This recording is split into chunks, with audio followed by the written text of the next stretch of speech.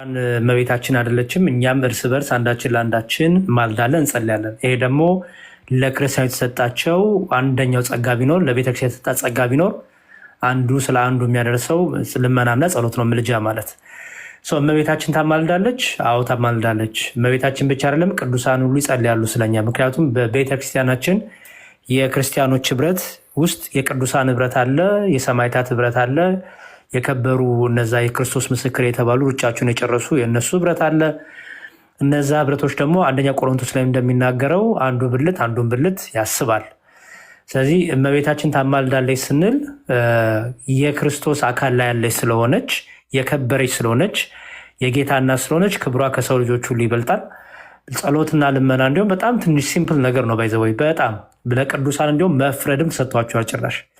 ስለዚህ ብዙ ጊዜ እፎይ ወንድሜ ይሄ እመቤታችን ታማልዳለች አታማልድ የሚለው ዲስከሽን በጣም የወረደ ሙግት ነውና አንደኛ ቅዱሳን ከተሰጣቸው ቃል ኪዳን አንጻር ስናይ እመቤታችን ደግሞ ከቅዱሳንም በላይ ቅድስት ናትና የከበረች ናትና ክብሯ ከመላእክትም ከሰው ልጆችም ይበልጣልና የአምላክ እናት የመሆን ጸጋ እኮ ተሰጥቷታል እኮ። ልመና እኮ በጣም ሲምፕል ነገር ነው። እኛ ሁላችን አንዳችን ለአንዳችን ስንጸልይ የአምላክ እናት ሆነን አይደለም። ኦኬ። ድንግል ማርያም ግን የአምላክ እናት ተብላለች። እኛ እንኳን የመለመን ጸጋ ተሰጥቶን እሷ ደግሞ እንዴት ከዚያ የበለጠ ክብር ጸጋ ይኖራት? በልጇ ዘንድ የመደመጥ ክብር እንዴት አይኖራት? አንድ። ሁለተኛው ደግሞ ድንግል ማርያም ታማልዳለች የሚል አታማልድ የሚል ጴንጤ ካለ አታማልድ የሚለውን ጥቅስ ማምጣት ያለበት እሱ ነው። አታማልድም ድንግል ማርያም አማላጅ አይደለችም የሚል ፕሮቴስታንት ካለ አታማልድ የሚለውን ጥቅስ ማምጣት ያለው እሱ ነው። ምክንያቱም አታማልድም ብሎ ክሌም ስላደረገ። ሰሚራ እንደሚዩት አድርጊልን።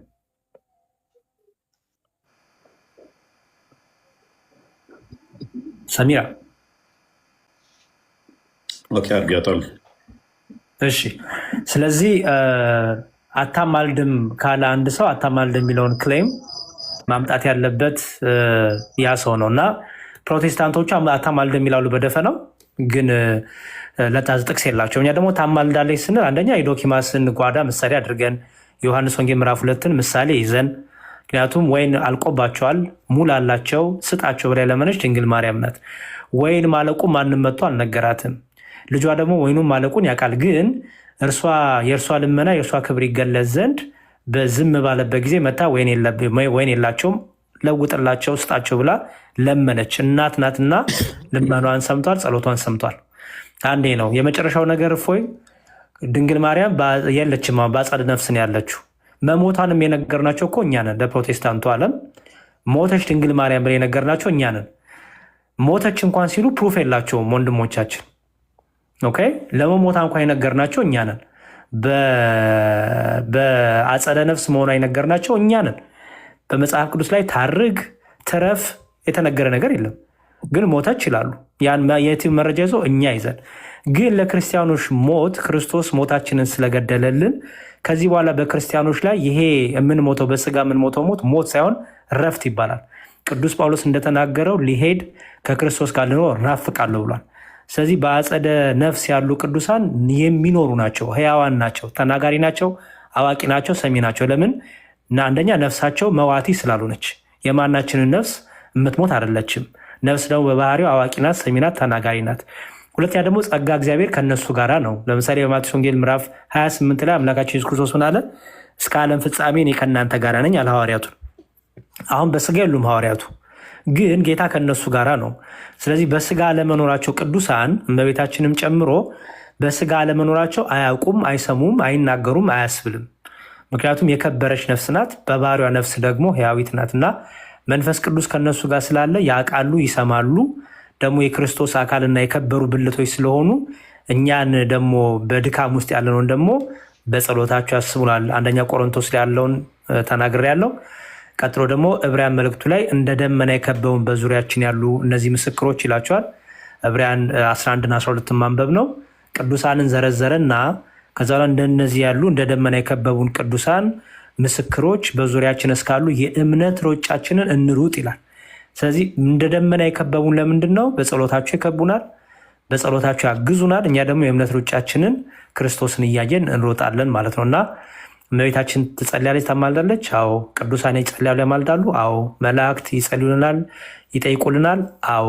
ምክንያቱም መለመን ማማለድ ለሰው ልጅ የተሰጠ ጸጋ ስለሆነ ማለት ነው። እግዚአብሔር ይስጥልኝ። ካረዝም ቅርታፎን ቴንኪው ቃሎት ያሰማለን። እናመሰግናለን።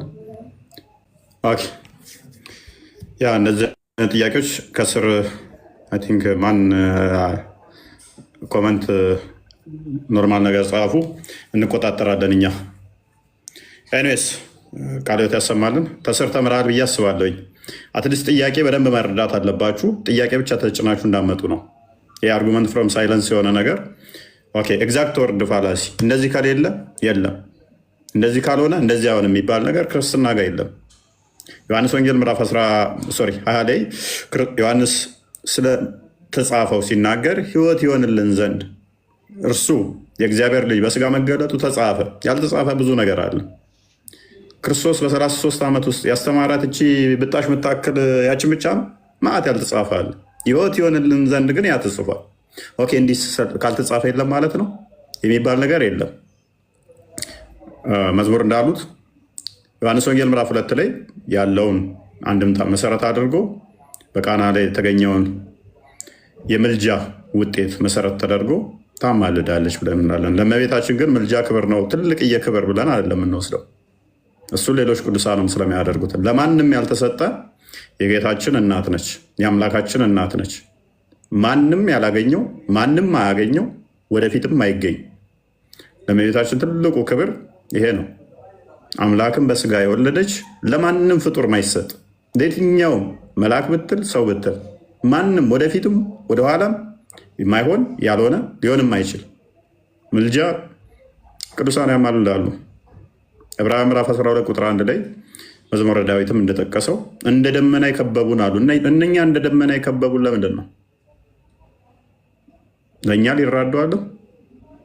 ዮሐንስ በራእዩ ምዕራፍ 6 ላይ ከቁጥር 9 ጀምሮ የሚናገራቸው ነፍሳቸው ስለምታቅ ነው፣ ስለመቃተት ነው ጸሎት ልመና ሲያቀርቡ የነበሩት ማለት ነው። ሶሪ መዝሙረ ዳዊት አልኩ እንዴ? ይቅርታ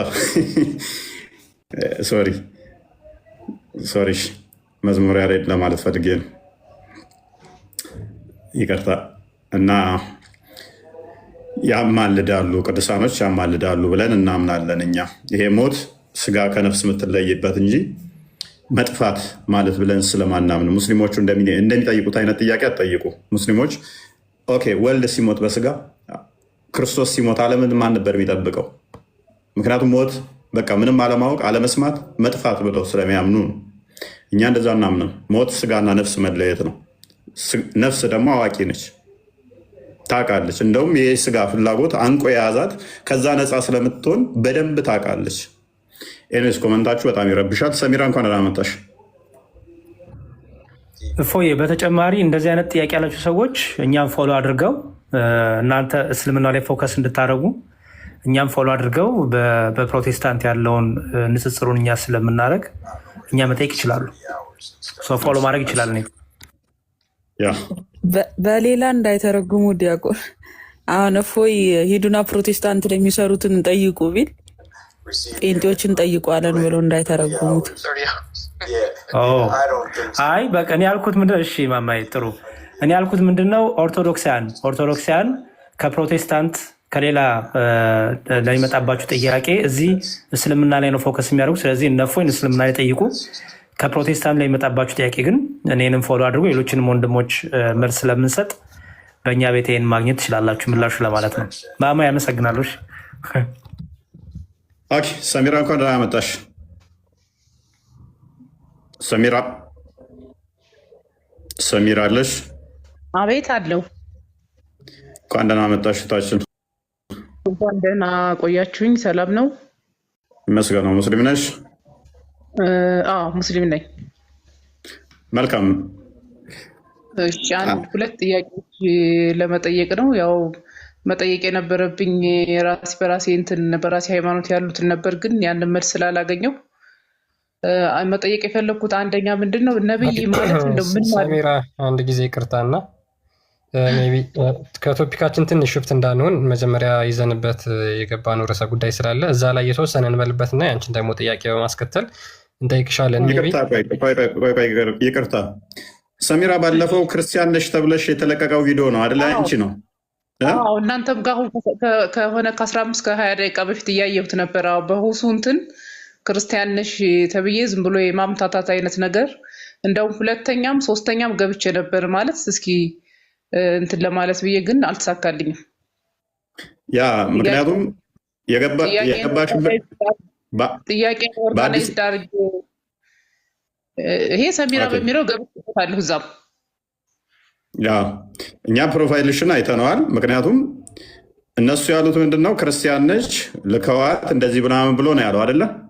አዎ እንደዛ አይነት ነው። ጭራሽ ሲጀመር ጥያቄንም ለመስማት አልሰማኝም። ኤኒዌይ ምንም አይነት ነገር የመጀመሪያው እንትን ላይ አይ ክርስቲያን ነሽ ከታች ሌላ እንትን ይላል ምናምን አለኝ። ሁለተኛ እንትን ነበረኝ በዛ ገባው።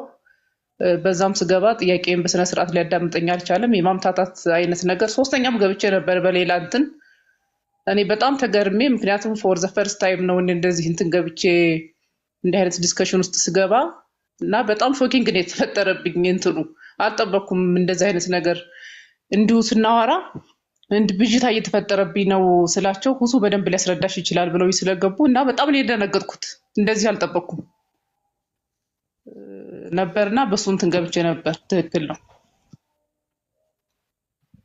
ያ አካውንታሽን እኛ ፈላልገነዋል፣ እዘነዋል። ምክንያቱም እዛ የሚሰሩ ድራማዎችን በደንብ ጠንቅቀን ስለምናውቃቸው የእኛን ስም ለማጥፋት የሚደረጉ ከዛ በኋላ ልጆች እንትን ካሉት ክርስቲያን ናቸው የሚል ታፔል ላይ ይለጠፋል። የአንችን አካውንት ስናየው አስቀድሞ ሰሚራ ነበር የሚለው፣ በኋላ የገባሽበት ግን አይ ቲንክ ታምር ቴመር እንደዛ አካባቢ የሚል ነው። ያ ፕሮፋይልሽ ውስጥ ገብተን ስናይ ደግሞ የሙስሊም አካውንት እንደሆነ በሰሚራ ውስጥ አየ ነው ማለት ነው።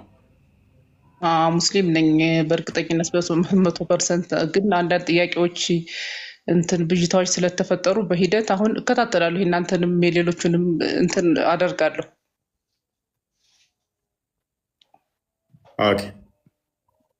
እና ጥያቄ ትንሽ ቆየት ማለት ትችያለሽ። ትንሽ ቆየት ማለት ትችያለሽ። ቶፒኩን ትንሽ እንትን እንበለውና ከዛ ትጠይቅናለሽ። አጭር ናት ጥያቄ።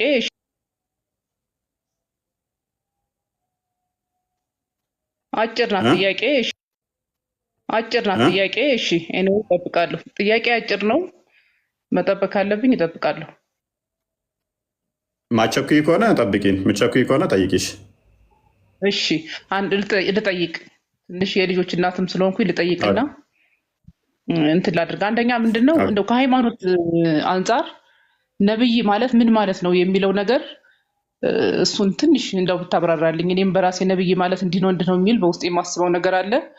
አንድ የሃይማኖት ነብይ ማለት ምን ማለት ነው የሚለውን ነገር ትንሽ ነገር ሃይላይት ብትሰጠኝ። እሺ መምህር አሉ? አዎ የተወሰነ በሉላ። እሺ በድጋሚ ሰላም ብያለሁ። ነቢይ ማለት ተነበየ፣ ተናገረ ከሚለው የግዕዝ ግስ የተገኘ ነው። ትርጓሜውም ኃላፊያትና መጻያትን የሚያውቅ ማለት ነው። በአማርኛ ምን ማለት ነው? ያለፈውንና የሚመጣውን የሚያውቅ ማለት ነው። ይሄ ግን ማለት የተገደበ ማለት ነው።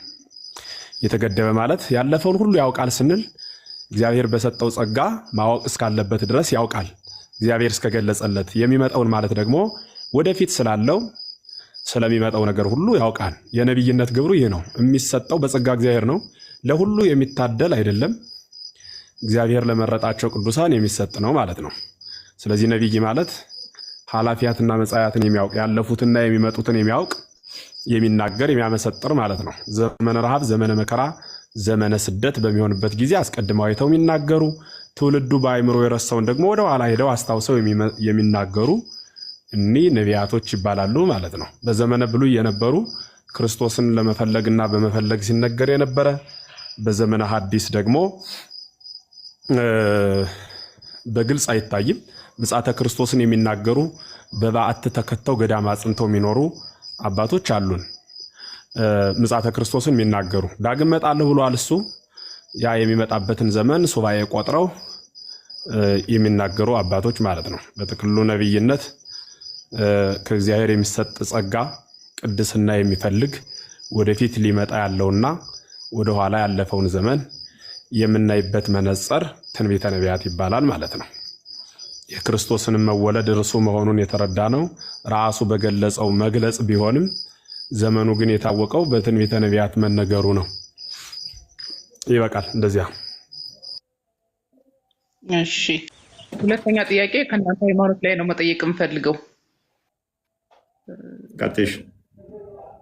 አሁን ለምሳሌ የመላእክት እንትኖች አሁን ገብርኤል እንዲህ ስላደረገልኝ ሚካኤል ይሄን አድርጎልኛል የሚለው ነገር እንዴት ነው የሚታየው? እሱ ነገር በፈጣሪ በክርስቶስ ላይ እንደ ማሻረክ ወይም እንደ ማጋራት አይቆጠርም ነው? በተለምዶ ነው እንደዛ የሚሉት ወይንስ ትክክል ናቸው የሚለውን ነገር እሱን ብትመልስልኝ። ያው ተመልካቾቻችን ስለማይ ማለት ነው። ያ አሁን ሽርክን በእናንተ እየዳኘሹ ከሆነ የእናንተን ትታይና እኛ ጋር ትመጫለሽ ማለት ነው። ማለት ከእኛ እምነት ነው አንጻር ነው ጥያቄውን ከእናንተ ጥያቄው የእኛ ዳኝነቱ በእናንተ መጽሐፍ ከሆነ አስቸጋሪ ይሆናል። አየሽ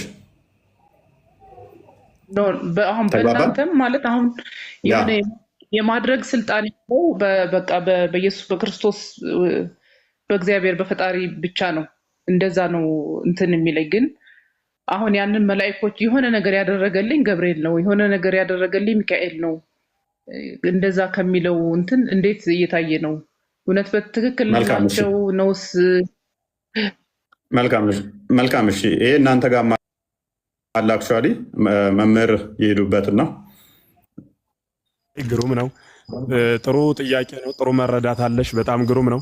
ገብርኤል ማለት ሚካኤል ማለት ሱራፌል፣ ኪሩቤል ይሄ ሚካኤል ገብርኤል በምንል ጊዜ ኤል የሚሉት ስም አምላክ ይባላሉ። የአምላክ ስም ማለት ነው። ገብር ማለት አገልጋይ ማለት ነው። ገብርኤል ማለት የአምላክ አገልጋይ ማለት ነው በአጭር ቋንቋ ሲተረጎም። ስለዚህ ገብርኤል ረዳይ ስንል የኛ ገብርኤል እግዚአብሔር በውስጥ የሚያንቀሳቅሰው ገብርኤል ነው። አንቺ መኪና ስታሽከረክሪ የሚጓዘው መኪና እየሄደ ያለ መኪናው ነው። መኪናውን የሚያስጉዘው ነዳጅ መሆኑን ግን ሁሉም ሰው ያውቃል። ያለ ነዳጅ የሚጓዝ መኪና ኤሌክትሪክ በራሱ ቢባል መኪናው ዝም ብሎ ቢሄድ እየነደው ያለ የሆነ ኃይል አለ። የተከማቸ ኤሌክትሪክ አለ ወይ ነዳጅ አለ። ከሁለት አንዱ ነው የሚያስጉዘው። ዝም ብሎ መኪናው ብቻ እየተነዳ ስለመጣ መኪና የሆነ ቦታ ስላደረሰን መኪናዬ ብቻ አደረሰኝ አይልም። ይሄ ሰው መኪናው እያደረሰ ያለ በውስጡ ባከማቸው ነዳጅ ነው። ግልጽ ነው ሐሳቤ ከሆነ ገብርኤል ረዳኝ ስንል ገብርኤል የረዳኝ በውስጡ ባለው እግዚአብሔር ነው። የገብርኤል ነዳጁ እግዚአብሔር ነው። ያለ እግዚአብሔር ገብርኤል የሚባል ፈጽሞ የለም። ያለ እግዚአብሔር ሚካኤል የሚባል የለም። ሚካኤል ገብርኤል የምንላቸው ቅዱሳን መላእክት እግዚአብሔር ከነርሱ ጋር ስላለ እነርሱ ደግሞ ከሰው ጋር ይኖራሉ። ከእግዚአብሔር የተለየ መልአክ እርሱ የወደቀ ይባላል። ቅዱሳን የምንላቸው ሰው ከሚባለው ስም በተጨማሪ ቅዱሳን የሚል ስም የተሰጣቸው በውስጣቸው እግዚአብሔር ከነርሱ ጋር በጸጋ ተዋህዶ ለዘላለም ስለሚኖር ነው። ግልጽ ነው ሐሳቤ። ስለሆነም እገሌ ረዳኝ ባልን ጊዜ እግዚአብሔርን ፈጽመን ልንረሳው አንችልም። እኔ ስልክ ስደውል ለሆነ ሰው በምን ደወልኩ ብባል በስልኬ ነው። ስልክ የሚለው ግን በውስጡ ሲም ይዟል፣ ካርድ ይዟል፣ ሌላም ይዟል። እኒያን ሁሉ ይዞ ግን ጠቅልዬ በአንድ ስም እጠራዋለሁ። ገብርኤል ረዳኝ ወደ እኔ መጥቶ ባልሁ ጊዜ በገብርኤል ውስጥ እግዚአብሔር አለ። ገብርኤል በክንፍ የሚበር መልአክ ነው። ክንፉን የሰጠው እግዚአብሔር ነው። ገብርኤልን ራሱን የፈጠረው እግዚአብሔር ነው። ገብርኤልን ኃይል ሆኖ የሚያፈጥነው ራሱ እግዚአብሔር ነው። አንቺ ትበያለሽ፣ የምትመገቢው ምግብ ምን ያህሉ ፐርሰንት ወደ የት እንደሚሄድ ምን ያህሉ ፐርሰንት ምን እንደሚሆን እኛ እናውቅ። እንዲያም ያከፋፍለው እግዚአብሔር ነው። ምን እንቀሳቀሰው ግን እኛ ነን። እናያለን፣ እንዴት እንደምናይ አናውቅም። እንበላለን፣ እንዴት እንደምንበላ እናውቃለን። የበላነው የት እንደሚሄድ ግን አናውቅም። እንሰማለን፣ እንዴት እንደምንሰማ አናውቅም። ልክ እንደዚሁ ሁሉ ገብርኤል ይበራል። እንዴት እንደሚበር ወደ የት እንደሚሄድ እንዴት እንደሚሄድ ግን የሚመራው እግዚአብሔር ነው። በእግዚአብሔር የሚመሩ ቅዱሳን መላእክት መሪያቸው ራሱ ባለቤቱ እግዚአብሔር ስለሆነ ያለ ሲም የሚንቀሳቀስ ምንም አይነት ስልክ እንደሌለ ሁሉ ያለ እግዚአብሔር የሚንቀሳቀስ ምንም አይነት ፍጥረት የለም። የዲያብሎስ በራሱ መኖሩ ያ አኗኗሩ ኑሮ ከተባለ ያ መኖር በራሱ እየኖረ ያለው በእግዚአብሔር ነው። እግዚአብሔር የሌለበት ምንም አይነት ቦታ ስለሌለ እግዚአብሔር በሚኖርበት በየትኛውም አይነት ቦታ ሁሉ ያስቀመጣቸው ፍጥረት ከነርሱ ጋር ተለይቶ የሚኖር አምላክ የለም። ምክንያቱም ፍጥረት የሚኖረው በፈጣሪ ላይ ብቻ ስለሆነ ማለት ነው። ከፈጣሪ ውጭ ያለ ምንም አይነት ፍጥረት ከሌለ ምንም አይነት ፍጥረት ያለ በፈጣሪ ውስጥ ነው ማለት ነው። ስለሆነ ባጭር ሐሳቡን ለመዝጋት እገሌ ረደኝ የሚለው ቃል ስህተት አይደለም። ስህተት ሊሆን የሚችለው ያ መልአክ የረደኝ እግዚአብሔር ከእርሱ ጋር ሆኖ ነው ብሎ ማመን ግን ይጠይቃል። ስለዚህ የረዳን ለምሳሌ ስጋ እኔ አሁን የሆነን ሰው ስረዳው ስጋው ረደኝ ብሎ ስጋዬን ብቻ ገንጥሎ ማየት የለበትም። ያንቀሳቀሰች ነፍስ አለች በውስጤ፣ ነፍስ ስላለኝ ነው የረዳሁት። ስጋ ብቻ ከሆነ መርዳት አልችልም። እንደዚህ ሁሉ የሆነ አካል የሆነ መልአክ ሲረዳኝ እግዚአብሔር በውስጡ ኑሮት ነው። እግዚአብሔር የሌለው መልአክ እንኳን ሊረዳኝ እሱ ራሱ የሚረዳ ይፈልጋል ማለት ነው። ስለሆነም እሱን በሚገባ መረዳት ይጠይቃል ነው። እንደዚያ ነው። ረጅም ሰዓት እንዳንይዝ ሌላም ጊዜ እናብራራለን። ጥያቄ ሲኖርሽ ጠይቄ ግሩም መረዳት ነው። እሺ፣ አመሰግናለሁ። እኔም ጥያቄን በስነ ስርዓት ስለመለሳችሁልኝ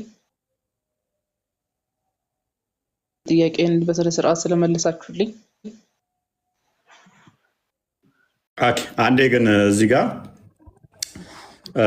መምህር ቃሎት ያሰማልን። ክርስቲያን አንዴ ሱራ 19:19 ላይ እንዴት ነው የምትረጁ? ሱራ 19:19 አንዴ ክፈተው እስኪ።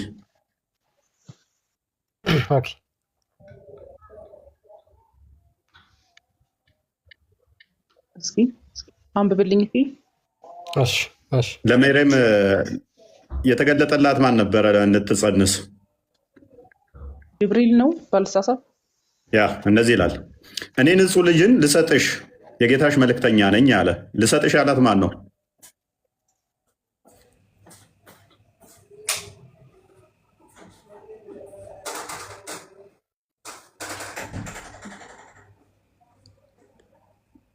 ሰሚራ ይሰማ? ይሰማል። ልጅ ልሰጥሽ ነው ያላት ማን ነው? እሱ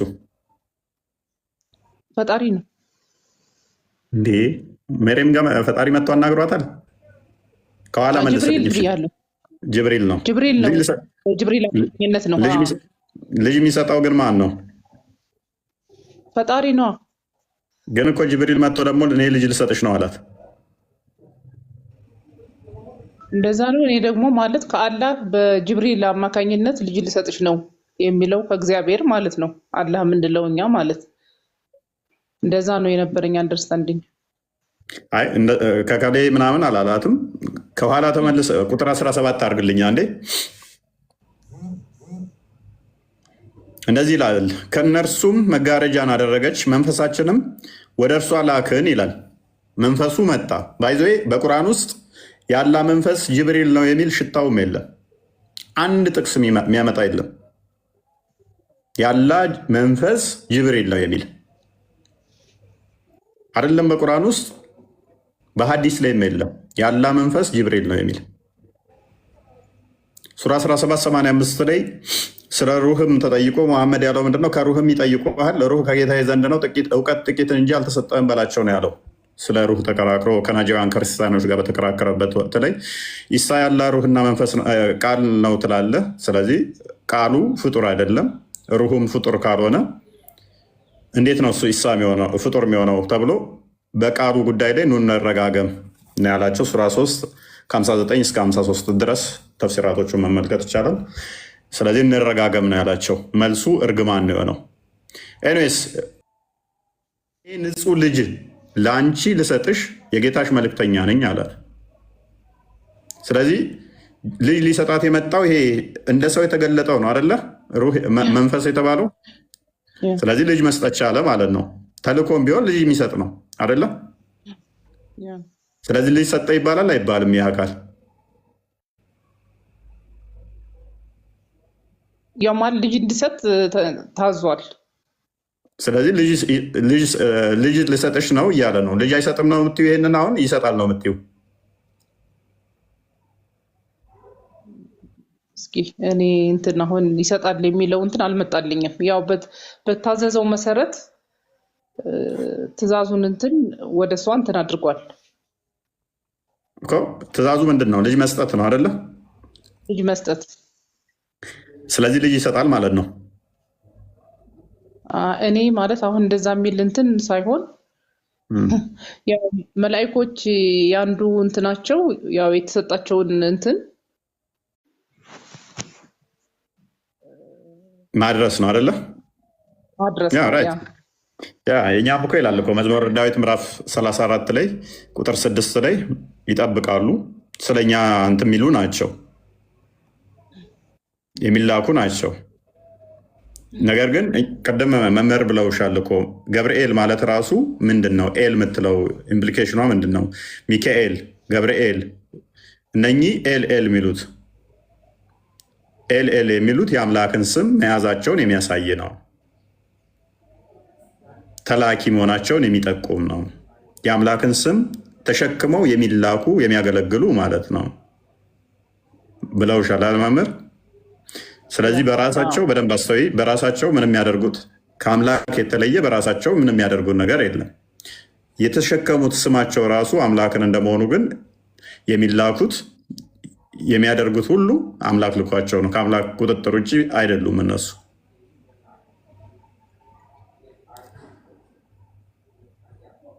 ግልጽ አይደለም? ግልጽ ነው። ያ ኦኬ። ካልገባልሽ በደንብ ይጥራልሽ፣ በደንብ ጠይቂ። መዝሙር ያሬድ ይሄዱበታል ካልገባሽ። ግልጽ ነው። ሌላ ጊዜ ደግሞ እንደዚህ እንትን አድርጌ ጥያቄ ጠይቃለሁኝ። አመሰግናለሁ። በስርዓት ስለተመሰልኝ አመሰግናለሁ። እፎይ አንዴ የነቢያቱን ነገር አንድ ነገር ጨምርላትና ከመውጣት በፊት አንዴ ሰመሪ ብሰጣት ይቅርታና እህት አለም በጣም መጀመሪያ ስለ እርጋታሽ፣ ስለ ጠያቂነትሽ፣ ስለ አስተዋይነትሽ በጣም በጣም እናመሰግናለን። በርቺ፣ መርምሪ፣ ጠይቂ፣ ኢንካሬጅ እናደርጋለን። በጣም በተለይ እህቶች ብዙ ጸጋ እንዳላችሁ እናምናለን። ብዙ ጥበብ፣ ብዙ ኃይል፣ ብዙ ማስተዋል ጊዜ እንደሰጣችሁ ስለምናምን ተጠቀሚበት እሱን ስጦታሽን። ነቢያትን በተመለከተ ጥቂት ነገር ልንገርሽ። በኦርቶዶክሳዊ ተዋሕዶ ቤተክርስቲያናችን ስለ ነቢያት ያለንን ትምህርት ጥቂት ነገር ልግለጽልሽ። ነቢያት በአጭሩ ቅድም መምህርም ነግረውሻል። ነቢያቱ አበይት ነቢያትና ደቂቀ ነቢያቱ ላይ እንከፍላቸዋለን። ኦኬ፣ አበይት ነቢያት ማለት የነቢያት ዋናዎች ብለን የምንላቸው አሉ። ደግሞ ደቂቀ ነቢያት ደግሞ ስን ደግሞ ከዋኖቹ ደግሞ በጥቂት ያነሱ። በጥቂት ያነሱ ስንል በምንድን ነው? በሰሩት ስራ፣ በተሰጣቸው ጸጋ፣ እግዚአብሔር በጠራቸው ጥሪ አይነት ማለት ነው። ኦኬ፣ ዋናዎቹ ነቢያት የምንላቸው 4 ናቸው። ኢሳያስ፣ ኤርሚያስ፣ ሕዝቅኤል እና ዳንኤል ናቸው። እነዚህ 4ቱ ዋና ነቢያት ይባላሉ፣ ወይም የነቢያቶች ዋና ይባላሉ። ለምን የነቢያቶች ዋና ያልናቸው? አንደኛ ከተሰጣቸው የትንቢት ጸጋ አንጻር፣ ከነገሩን መልእክት አንጻር፣ እግዚአብሔር ከሰጣቸው የትንቢት የመናገር ከመልእክታቸው ክብደት አንጻር ዋና ይባላሉ ማለት ነው። ኦኬ፣ ለምሳሌ ኢሳያስ ስለ ጌታችን ኢየሱስ ክርስቶስ በሚገባ ብዙ ነገር ጽፎልናል። ኤርሚያስም ብዙ ትንቢት፣ በጣም ብዙ ትላልቅ ትንቢቶችን ነግሮናል። ሕዝቅኤልም እንደዛው፣ ዳንኤልም እንደዛው ማለት ነው። ዝርዝሩን ፎሎ አድርገሽን በፊት ወደ ኋላ ስንገናኝ መናገር እንችላለን። ከዛ ደግሞ ደቂቀ ነቢያት የሚባሉ አሉ። ለምሳሌ እነ ሆሴ፣ አሞጽ፣ ሚኪያስ፣ ኢዩኤል፣ አብድዩ፣ ዮናስ፣ ናሆም፣ እምባቆም፣ ሶፈንያስ፣ ሐጌ፣ ዘካርያስ፣ ሚልኪያስ እነዚህ ሁሉ ማለታቸው ሰው። እነዚህ ደግሞ ደቂቀ ነቢያት ይባላሉ ማለት ነው። ስለዚህ አበይትና ደቂቀ ነቢያት እንዳሉ እንዳትረሽ። ስለዚህ ጠቅላላ ስንት ሆኖ ማለት ነው? አይ ቲንክ ስንቆጥራቸው 4ቱ ነቢያት እና 12ቱ ደቂቀ ነቢያት፣ እነዚህ ጠቅላላ ትይዣቸዋለች። ከዛ ደግሞ አበይትና ደቂቀ የሚላቸውን ደግሞ በስራቸው በተገለጠላቸው በሚናገሩት ትንቢት አይነት በሚጽፉት በመልእክታቸው አበይትና ደቂቀ ነቢያት ብለን አስቀመጥን ማለት ነው። የነቢያትን ጥቂት ነገር ልንገርሽ። አንደኛ ስለኛ ስለ ህዝቡ የሚጸልዩ ናቸው። ኦኬ፣ ህዝቡ ስለ ህዝቡ የሚጸልዩ ናቸው። ነቢያት ስለ ህዝቡ ይጸልያሉ፣ ወደ እግዚአብሔር ምልጃን ጸሎትን ያቀርባሉ። ዘፍጥረት 20 ቁጥር 7 ላይ ሄደሽው ዘፍጥረት 20 ቁጥር 7 ላይ በማቴዎስ ወንጌል ምዕራፍ 10 ቁጥር 41 ላይ ደግሞ ነቢያትን ማክበር፣ ነቢያትን ማሰብ በረከት እንደሚያሰጠን በረከት እናገኝባቸዋለን ብለን ደግሞ እናምናለን። ስለዚህ ማቴዎስ ወንጌል ምዕራፍ 10 ቁጥር 41 ላይ ይሄንን በደንብ አድርጎ ያስቀምጣል ማለት ነው። እግዚአብሔር ካመጣው ቁጣ ህዝቡ እንዲድን መልእክት የሚያስተላልፉ ናቸው። እግዚአብሔር ካመጣው ምሕረት ደግሞ ምሕረቱን ሰጥቷል። እግዚአብሔር ታርቋቸዋል ያለው ደግሞ ከእግዚአብሔር ዘንድ መልእክትን የሚሰጡ ናቸው። የእግዚአብሔርን ቁጣን ደግሞ እግዚአብሔር ሊቀስ ነው ሊቆጣ ነው ብለው የሚናገሩ ናቸው ማለት ነው ነቢያት። እና ወንድ ነቢያት የተነገርኩሽ። በክርስትናው ደግሞ ሴት ነቢያት ደግሞ ነበሩ። ሴት ነቢያቶች ደግሞ አሉ። ለምሳሌ የሙሴ እህት ማርያም ነቢይ ናት። ዲቦራ የምትባል ነቢይ ያለችን፣ ህልዳና የምትባል ነቢይ ያለችን፣ ሀና የምትባል ነቢይ ያለችን ማለት ነው። እና ሴት ነቢያቶች ራሱ በመጽሐፍ ቅዱሳችን አሉ። እና ሴቶች ራሱ በደንብ አድርገው የተከበሩ ናቸው። በእኛ በክርስትናው ራሱ የሴት ነቢያትም የነበሩበት ጊዜ አለ ማለት ነው። እና ነቢያት ስንል ለወንድ ብቻ የሰጠነው አይደለም፣ ሴት ነቢያቶችም እንዳሉ በመጽሐፍ ቅዱስ እንድታስተዊ ነው። ዝርዝር ነገሩን ግን በሌላ ቀን ተገናኝተን እናወራለን። እግዚአብሔር ይስጥልኝ። እፎይ